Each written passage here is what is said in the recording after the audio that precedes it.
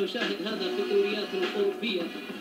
حانت اللحظة التي ينتظرها جمهور الشمس كثيرا، لحظة تتويج فريق نادي النصر الأبطال بكأس عبد اللطيف جميل. بالراء تبقى هنا على شهر إبريل فيتوج. بدر عية متعب عسيري مدرسة الحراس، أذكركم برحمة الله عليه مبروك التركي بشفاه الله سالم مروان.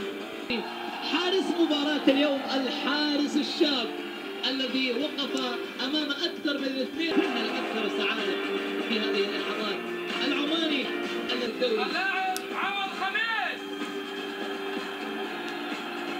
الجندي خالد الغامدي دخل وكسبناك من ضمن المكاسب.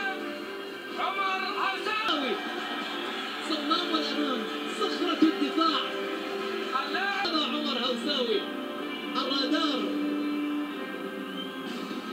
العداء شايع شراحيلي حقق الحلم.